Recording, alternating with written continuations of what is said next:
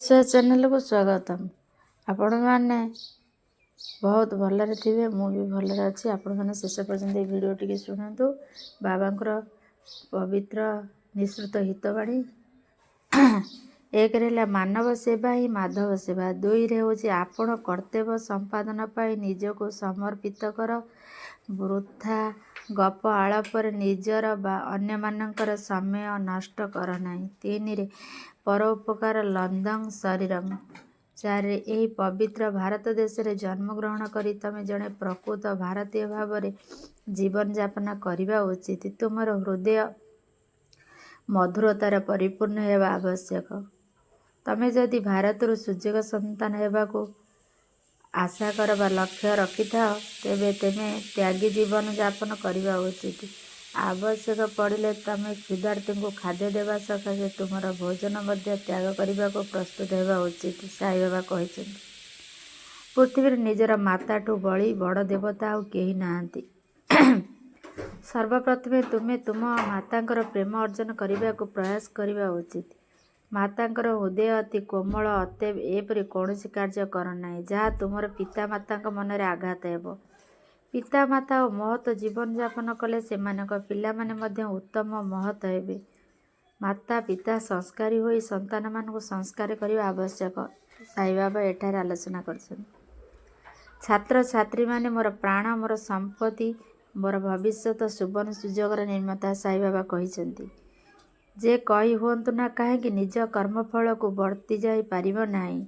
कर्मफल अवश्य भोग करने को पड़ो। कर्म कले फल तीर्थ नहीं जल यह सत्य वचन। साई बाबा एठार आलोचना कर भगवान को जीवन में अभ्यास करने अन्य नाम है नगर संकीर्तन। नगर संकीर्तन कर साई बाबा एठार आलोचना कर परिष्कार परिच्छन्नता और पवित्रता रुहतु।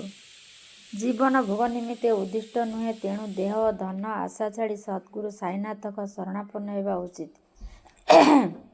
जीवन दिने दिने शेष हेब, तेणु ए देह पाई सत्य धर्म पथ को विच्युत होगा निर्बाधिक। जीवन में बहु दुख कष्ट यातना रही ही रहिबो। एथिपाई उद्धार पाइबा ईश्वर कृपा लाभ करने को जेतिके आकुल ईश्वर तुमर दुख भार लाघव करने सेतिके आग्रही।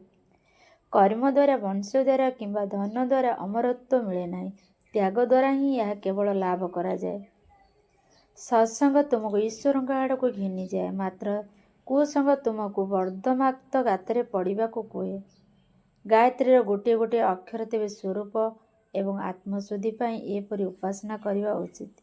गायत्री छाड़ी अन्य मंत्र को जी जप करे उपासना करे से रंधा खाद्य को छाड़ी भिक्षा पाई बुलुथिया मनुष्यर सहित समान।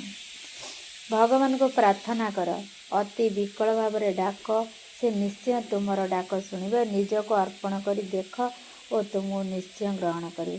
सब बेले असंतुष्ट रहुथिबा युद्धजन परी हुंतु नहीं, बरं दान करिले आनंद पाउथिबा कर्ण परी हो नहीं।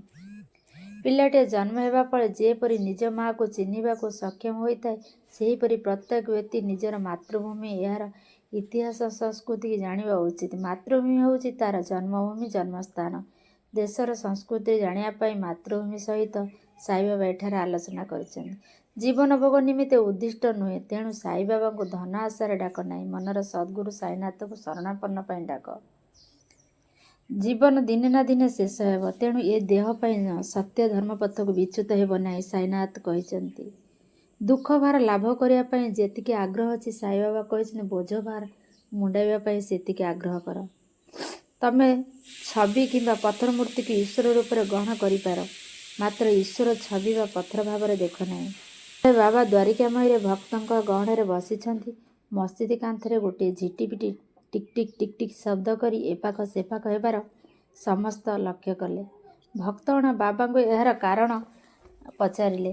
बाबा हसी हसी कहले, आज औरंगाबाद ता भौणी आसुअछि, ताकू देखा करने को यह किछि शुभ लक्षण नुहे, तेणु झिटिपिटी लांगुड़ा आनंद रे एपाख सेपाख हेउछि।